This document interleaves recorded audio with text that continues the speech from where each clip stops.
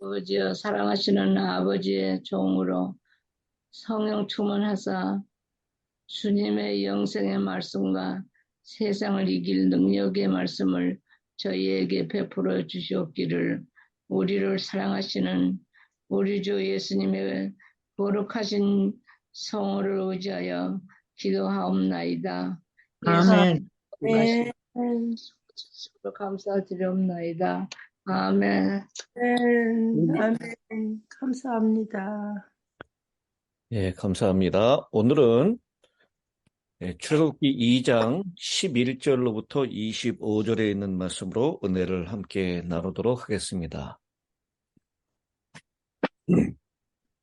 출애굽기 2장 11절부터 25절입니다.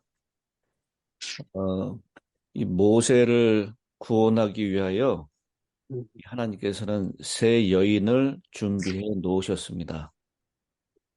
그 세 여인은 첫 번째는 모세 생모 요게벳입니다.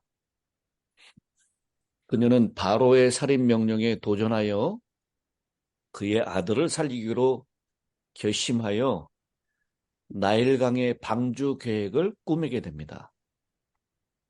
두 번째로는 모세의 누이로서 애굽의 공주와 대면하여 시브리 여인으로 하여금 아이를 젖먹이게 하는 착상을 하게 됩니다.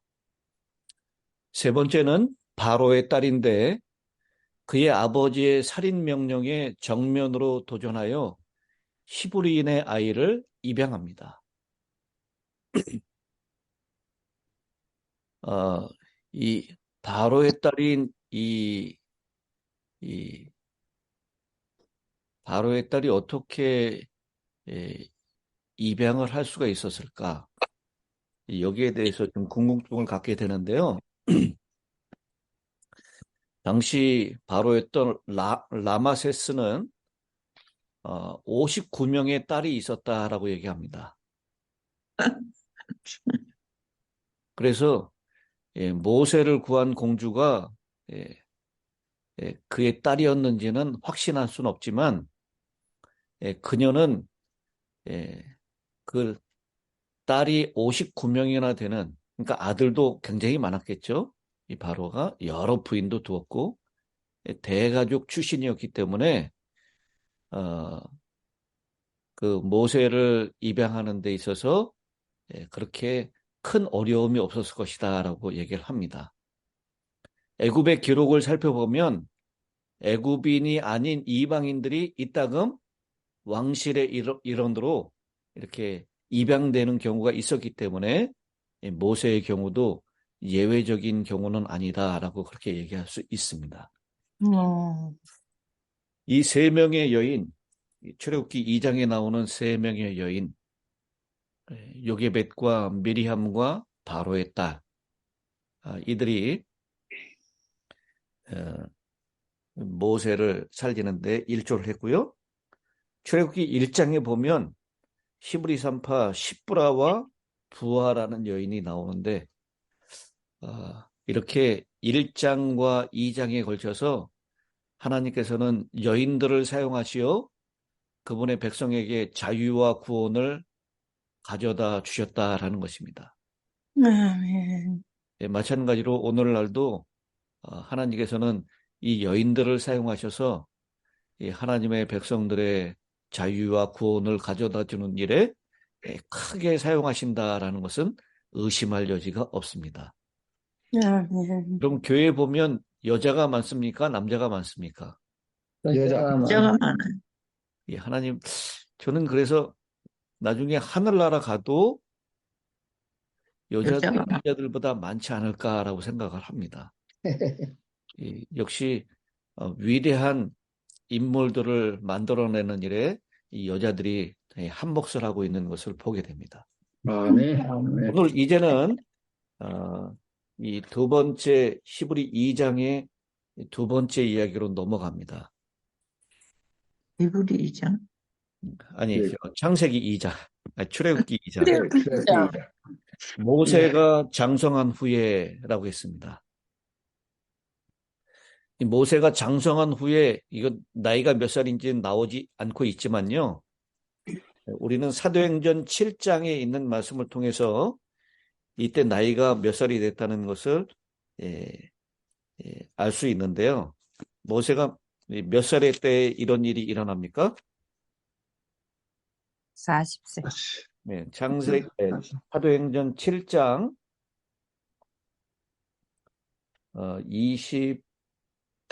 23절입니다.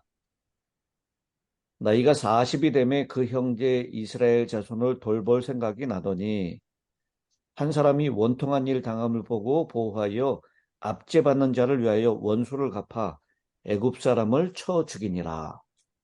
사도행전 7장 23절 24절에 있는 말씀입니다.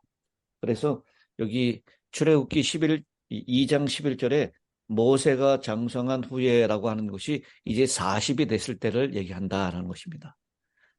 성경의 기록은 이 애굽에 가서 공주의 바로의 공주의 아들로서 지냈던 약 30년간의 기록을 건너뛰고 있습니다. 이제 애굽으로부터 도망하는 모세의 이야기, 이것은 모세의 생명이 그가 어렸을 때 기적적으로 보존되었고 이제 성인으로서 이제 무엇을 할 수 있을 것인가. 바로의 양자로 총애를 받고 있었기 때문에 히브리 노예와 애굽의 감독자 중에 어느 집단에서 자신의 정체성을 찾을 수 있을까? 네, 그런데 여러분, 모세는 히브리인들 가운데서 정체성을 찾았습니까? 아니면 애굽의 왕자로서 정체성을 찾았습니까? 히브리.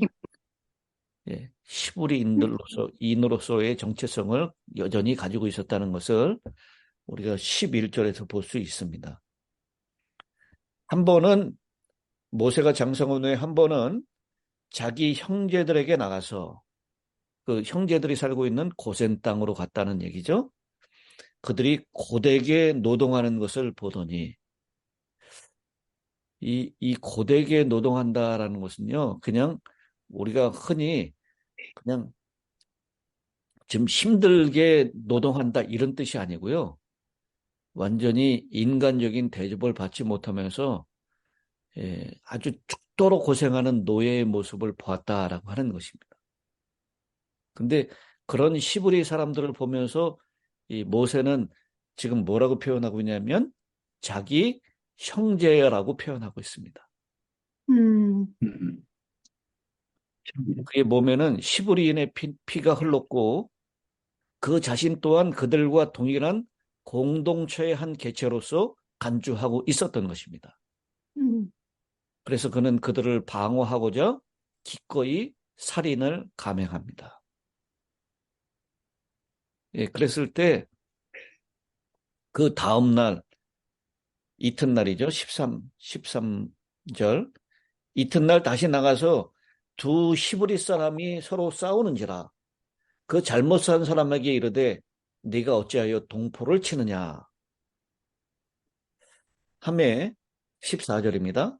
그가 이르되 누가 너를 우리를 다스리는 자와 재판관으로 삼았느냐 네가 애굽 사람을 죽인 것처럼 나도 죽이려느냐 모세가 두려워하여 이르되 일이 탈로 되었도다. 이 애굽의 감독자를 죽일 때는요, 주변의 좌우를 살펴서 사람이 없음을 보고 그를 죽이고 모래 속에 감추었습니다. 아무도 못 본 것이라고 생각했습니다. 그런데 이튿날 보니까 그 자기가 살해했던 그 사실이 탈로 났음을 알게 됩니다. 사실상 이 모세는 이스라엘 백성들을 그 노예살이에서 해방하기 위하여 하나님께서 세우신 지도자였습니다. 그는 하나님으로부터 그의 백성을 구하도록 부름을 받았다는 사실을 인지하고 있었습니다. 그래서 이 왕궁에서만 머무르는 것이 아니라 자기의 백성을 살펴보기 위해서 나아갔고 자기 형제들을 구원하기 위해서 이제는 때가 됐다라고 생각을 했을지도 모릅니다. 그래서 그는 자신의 힘으로 그 일을 서둘러서 하려고 했습니다. 그러나 하나님께서는 모세로 하여금 애굽인들을 살해함으로써 구원을 시작하도록 명령하지 않으셨습니다. 시기와 방법은 모두 모세의 결정이었지 하나님의 것이 아니었습니다. 우리 성경에 보면 이 자신의 힘으로 하나님의 뜻을 이루려고 노력하는 사람들을 쉽게 찾아볼 수 있습니다. 비록 그들이 하나님께서 선택한 사람들인데도 불구하고요. 대표적인 사람이 누구였죠? 아브라함. 네, 아브라함이에요. 아브라함은 하갈을 첩으로 얻어서 하나님을 도와서 약속하신 아들을 얻어보려고 노력했습니다. 또 누가 있습니까? 야곱이죠, 야곱. 기만과 속임수로 장자권을 얻으려고 노력했으면 그것은 하나님의 방법과 하나님의 뜻이 아니었습니다. 또 기드온도 강력한 군대를 양성함으로 이스라엘을 미디안의 압제에서 구하고자 했습니다. 그러나 하나님은 그 많은 군대가 필요하지 않았습니다. 단지 300명의 사람만이 필요했습니다.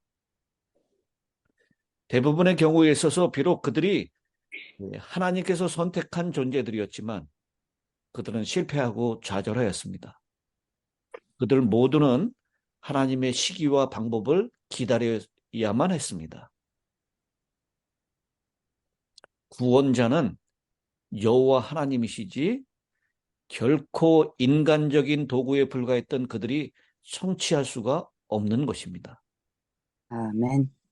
현명한 지도자요, 또 애굽의 모든 말과 행사에 능하였던 군사적인 전략가였던 모세도 부드러운 품성의 목자가 되어야만 했습니다. 이렇게 준비되었을 때 그를 통하여 출애굽을 이루도록 하나님께서는 계획하셨습니다. 우리도 하나님의 시기와 하나님의 방법을 기다릴 줄 아는 지혜가 필요합니다. 세 번째 이야기는 이 모세가 이제 미디안으로 넘어가서 사는 생애를 이야기하고 있습니다. 16절이죠. 미디안 제사장에게 7딸이 있었더니 그들이 와서 물을 길어 구유에 채우고 그들의 아버지의 양떼에게 먹이려 하는데 다른 목자들이 와서 그들을 쫓는지라 모세가 일어나 그들을 도와 그 양떼에게 먹이니라.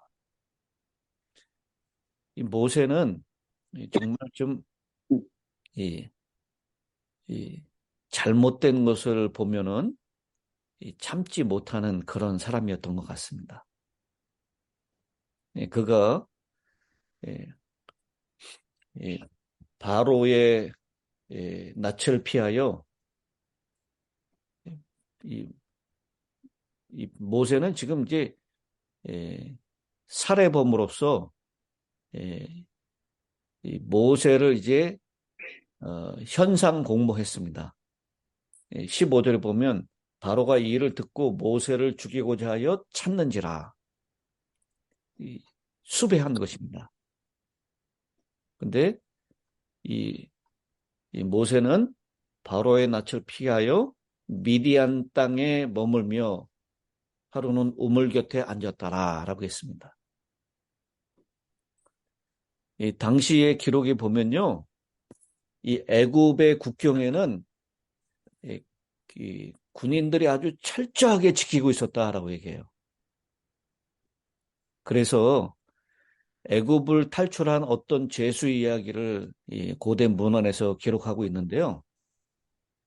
이게 애굽의 국경을 통과해서 도망하는 일이 결코 쉽지 않은 일이다라고 얘기를 하고 있습니다. 이 초소들이 아주 곳곳에 세워져 있고 초소와 초소가 서로 마주보고 있었기 때문에 그 국경을 넘어서 탈출하는 일은 만만치 않은 일이었습니다. 그래서 그 국경을 탈출하는 이야기 가운데 보면 풀숲에 숨어 있다가 밤이 돼서 어두고 깜깜해지고 보이지 않을 때 그때 기어서 겨우 그 국경을 탈출한 이야기를 이야기하고 있습니다. 모세는 목숨을 걸고 이 애굽을 탈출해서 미디안 땅으로 가게 된 것입니다. 여러분, 모세가 고생을 하면서 컸을까요? 아니요. 40년 동안 아니, 모세의 신분이 무엇이었습니까? 왕자. 왕자였어요. 그럼 부족함이 없었고요. 고생이라는 것을 모르고 컸을 것입니다. 그러나 이 모세는 바로의 아들이라 칭함을 거절하고 이 동족들과 함께 고난받는 것을 선택했습니다. 그리고 그는 자처해서 자신의 방법으로 이스라엘 백성들을 규합해서 애굽의 사람들을 죽이고 폭동을 일으켜서 그 백성들을 구원해 내려고 계획했지만 그것은 하나님의 시기와 방법이 아니었음을 알게 됩니다. 그래서 미디안 땅으로 도망가서 거기에서 도주한 범법자로서 한 일족을 상면하게 됩니다. 그가 만난 한 가족은 제사장 가족이었습니다. 그곳에서 아내와 아들을 얻고 정착을 하게 됩니다. 그래서 그 아들의 이름, 첫 번째 아들의 이름을 뭐라고 얘기하죠? 게르솜. 20절에 보면 게르솜이다라고 얘기했습니다. 내가 타국에서 나그네가 되었음이라라고 했습니다. 이 게르솜, 나그네가 되었다라는 것입니다. 어디에서 나그네가 됐다는 얘기일까요? 미디안. 미디안에서 나그네가 됐다는 겁니까? 애굽에서 나그네가 됐다는 겁니까? 애굽에서. 어느 쪽일 것 같아요? 애굽이요. 이거 어떻게 그렇게 잘 아시죠? 내가 그곳에서 나그네가 되었다라고 하는 뜻인데 우리가 그냥 한글 성경을 보면 이 모세가 미디안 땅으로 도망왔으니까 미디안 땅에서 나그네가 되었다 이런 뜻으로 우리가 이해하기 쉽잖아요. 그런데 여기 이 나그네가 되었다라고 하는 이 히브리 동사는 과거 시제입니다. 그러니까 지금 나그네가 되었다라는 것이 아니라 내가 나그네가 되었었다라는 것입니다. 그래서 모세가 미디안이 아닌 애굽에서 나그네였음을 깨달았다라는 것입니다. 그는 이제 아내와 아들이 있는 곳에서 자유롭게 하나님을 섬기게 되었습니다. 우리 이제 3장에 보면 그는 하나님의 얼굴을 보는 그곳에서 하나님께서 그분의 백성들을 이끌어내어서 모세와 같은 가정을 꾸릴 수 있도록 선포하신 자유의 땅이었습니다. 미디안 땅은. 이제 때가 되었고요. 그리고 해방자가 탄생해서 가정을 꾸미고 해방자의 훈련을 준비하고 있었습니다. 23절입니다. 여러 해 후에 애굽 왕은 죽었고 이스라엘 자손은 고된 노동으로 말미암아 탄식하며 부르짖으니 그 고된 노동으로 말미암아 부르짖는 소리가 하나님께 상달된지라. 하나님이 그들의 고통 소리를 들으시고 하나님이 아브라함과 이삭과 야곱에게 세운 그의 언약을 기억하사 하나님이 이스라엘 자손을 돌보셨고 하나님이 그들을 기억하셨더라. 아멘. 23절에 여러의 후회라고 했는데요. 그 여러 후회는 거의 이제 40년의 시간이 지나간 것입니다. 하나님은 이스라엘 백성들을 해방시킬 해방자로서 모세를 준비시키셨습니다. 아멘. 그리고 그 해방할 때가 되었던 것입니다. 이제 그는 하나님의 부르심을 기다리게 됩니다. 그 부르심을 기다리고 있는 그때 애굽 땅에 있었던 이스라엘 백성들의 모습을 출애굽기 2장 23절로 25절은 말씀하고 있습니다. 과거와 현재 그리고 미래를 담고 있는 이 희망을 불러일으키는 성경절입니다. 히브리 문자 그대로 얘기하면 이스라엘의 고역은 수많은 날 동안, 그래서 NIV 성경에서는 long period, 장기간 동안 계속되었다라고 얘기를 합니다. 장기간의 힘든 고역은 이스라엘 백성들의 자연스러운 탄식을 초래했습니다. 그래서 이 23절에 있는 말씀이요. 탄식하며 부르짖으니 그 노된 노동으로 말미암아 부르짖는 소리가 하나님께 상달되었다라고 얘기합니다. 아멘. 아멘. 백성들은 신음하고 있었고 부르짖고 소리치고 있었습니다. 백성들은 가슴에 맺힌 뼈저린 고통을 서로 나누게 되었고 마침내 절규하게 되었으며 그 목소리는 점점 높아가고 있었습니다. 이 탄식이라는 단어는요, 굶주린 짐승의 울부짖음, 또 이스라엘 백성이 그들의 도성 이스라엘이 무너졌을 때 비통함을 적은 예레미야 애가에 자주 나오는 그런 단어입니다. 그들의 탄식이 이제는 부르짖음으로 드러나는데요. 이것은 문자 그대로 도움을 청하는 외침을 의미합니다. 도움을 구하는 의미로 가장 잘 번역될 수 있는 이 탄식은 이 하나님께 상달되었을 때 바로 그것이 기도의 형태를 띠고 있었다라는 것입니다. 아멘.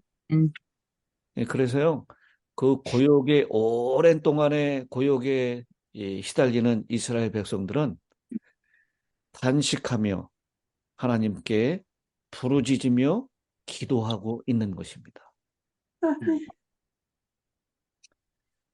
이런 절망적인 상황에 대한 이 이스라엘 백성들의 모습을 주님께서는요, 외면하지 않으십니다. 아멘. 여러분, 하나님은 우리의 작은 신음에도 귀 기울여 들으시고 응답하시는 분임을 꼭 기억하시길 바랍니다. 아멘. 하나님이 그들의 고통 소리를 어떻게 하셨다고요? 24절에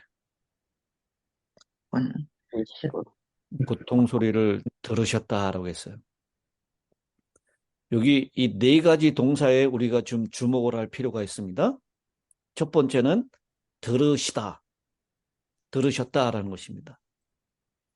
그리고 하나님이 아브라함과 이삭과 야곱에게 세운 그의 언약을 어떻게 했다?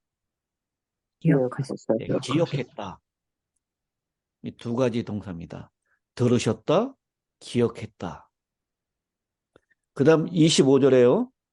하나님이 이스라엘 자손을 어떻게 하셨다? 돌보셨다. 돌보셨다. 그리고 하나님이 그들을 어떻게 하셨다? 기억하여. 기억하셨다. 요 24절과 25절에 네 가지의 동사가 하나님의 반응을 잘 설명해 주고 있습니다. 하나님께서는 그들의 고통 소리를 들으시고 아브라함과 이삭과 야곱에 세운 언약을 기억하셨고 이스라엘을 지켜보시고 그리고 기억하고 계셨습니다. 아멘. 하나님이 이스라엘이 처한 상황에 몸소 친히 개입하고 계셨다라는 것입니다. 그런데 이 네 가지의 이 동사는요, 이 첫 번째 두 쌍으로 이루어진 네 가지 동사죠. 이 동사의 첫 번째 동사들은 지각을 나타내는 동사들입니다. 하나는 들으셨다라는 것이고, 두 번째는 돌아보셨다, 지켜보셨다라는 것입니다. 그러니까 듣다, 보다라는 지각 동사를 사용합니다. 하나님께서는 이스라엘의 신음소리와 탄식소리, 부르짖는 소리를 들으십니다. 그리고 죽도록 짐승처럼 취급당하면서 고생하고 있는, 여러분 지난 안식일에 제가 그 이스라엘 백성들 노동하는 장면 보여드렸죠? 가차없이 조금이라도 주저하면 채찍이 날라오고요. 긴 막대기를 감독자들이 가지고 있었습니다. 그래서 그 일하고 있는 이 히브리 노예들의 등짝에 가차없이 그 긴 막대기로 사정없이 폭행을 했습니다. 그 장면을 하나님께서는 지켜보셨다라는 것입니다. 그리고 두 쌍 중에 두 번째 나타나는 동사, 그것은 그의 언약을 기억했다. 그리고 그들을 기억하셨다라는 그런 동사입니다. 실제로 이 기억한다라고 하는 것, 또 그것을 인지하고 있다라고 하는 것은요, 이 오늘날의 우리 서구 문화의 사람들에게는 뭐 특별한 행동을 요구하는 것이 아닐 수 있습니다. 그냥 생각하는 것에 머물 수 있어요. 그러나 히브리인들에게는 기억했다, 그것을 인지하고 있다라고 하는 것은요, 그냥 생각하는 것에 머무르는 것이 아니라 그것을 어떤 행동을 취하게 하는 것까지 나아가게 하는 그런 동사입니다. 히브리인들에게는 기억한다는 사실은 행동을 취한다라는 것을 의미합니다. 아멘. 우리 출애굽기 20장 8절에요. 안식일을 기억하여 어떻게 하라고요? 거룩히 지키라. 거룩히 지키라라고 이야기했는데, 여기서 기억한다라고 하는 것은 실제로 준수한다라는 것을 의미합니다. 아멘. 오늘날 우리에게는 기억하는 거하고 실제로 그것을 준수하는 거하고는 좀 차이가 있죠. 그냥 생각으로만 기억하는 것으로 생각할 수 있습니다. 근데 이 당시에 히브리 사람들은요, 기억한다라고 하는 것은 곧 행동한다라는 것으로 이어진다라는 것입니다. 출애굽기 2장에서 하나님께서 기억하고 계신다라는 것, 아브라함과 이삭과 야곱에 맺은 언약을 단순히 상기하고 계시는 것이 아니라 그것을 준수하고 이행하고 계신다라는 것을 의미하는 것입니다.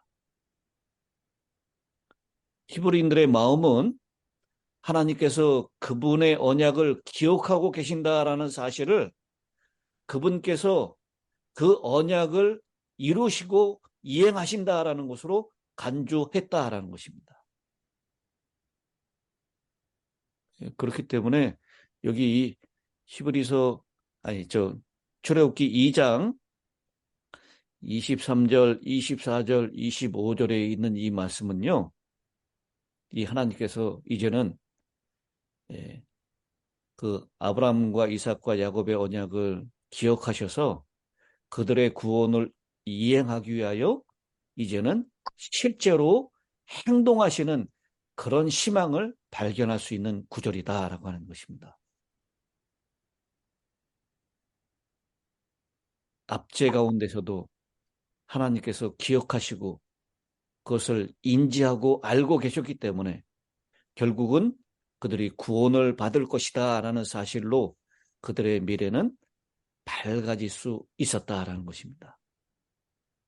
과거와 현재에 지금 이 엄청난 압제로 고통받고 있지만, 그러나 어제나 오늘이나 영원토록 동일하신 하나님께서 그들의 소리를 듣고 그들의 모습을 지켜보고 계시고 그들을 기억하시고 그들을 인지하고 있다라고 하는 것. 그래서 그들에게 구원이 이제는 실제로 일어날 수 있다라는 것. 그것을 우리는 이 마지막 2장의 마지막 절에서 살펴볼 수가 있게 되는 것입니다. 이제 하나님의 구원하시는 역사를 우리 3장에서부터 살펴보도록 하겠습니다. 오늘 마지막 끝기도를 이경상 집사님께서 해주시겠습니다. 기도드리겠습니다. 사랑과 은혜가 풍성하신 하나님, 이 새벽 은혜의 시간을 통하여 고요함 속에서 출애굽기 말씀을 듣고 깨닫게 하여 주셔서 감사합니다. 아멘. 우리의 완악하던 마음들이 말씀 앞에서 녹아지고 심령이 새로워지게 하여 주시기를 원합니다. 아멘. 바라옵기는 우리 모두에게 무엇보다 온전한 믿음을 주셔서 아멘. 아버지의 뜻을 온전히 이해할 수 없고 깨달을 수 없다 할지라도 하나님 아버지를 늘 신뢰하면서 아멘. 새로운 소망과 비전을 발견하게 하여 주셔서 이 시대를 살아갈 때에 노아와 같은 참 믿음의 자녀가 될 수 있도록 도와주시고 네. 참된 믿음으로 바탕으로 주님의 영광을 위하여 살 것을 마음에 결단하도록 도와주시옵소서. 아멘. 보이지 않는 곳에서 순종하며 기도와 봉사로 수고하시는 일꾼들에게 새로운 힘과 능력을 부어주시고 주님이 맡겨주신 일을 감당할 때마다 일할 수 있음에 감사하게 하시며 아멘. 은혜가 넘쳐나게 하여 주시옵소서. 아멘. 여기 모인 우리 성도들의 심령과 마음이 하나님의 말씀과 기도에 전념하며 하나님을 사모하게 하여 주시고 서로 사랑하고 연합하여 하나님의 복음을 전하는 하나님 나라를 히답 교회가 되게 하여 주시옵소서. 아멘. 만물을 새롭게 하시는 주님의 영이 저희 안에 충만하게 하여 주셔서 우리 아멘. 모두가 빛의 자녀로서 살아가기를 결단할 수 있도록 도와주시옵소서. 아멘. 이 모든 말씀을 우리를 구원해 주신 예수님의 이름으로 기도드렸습니다. 아멘. 아멘.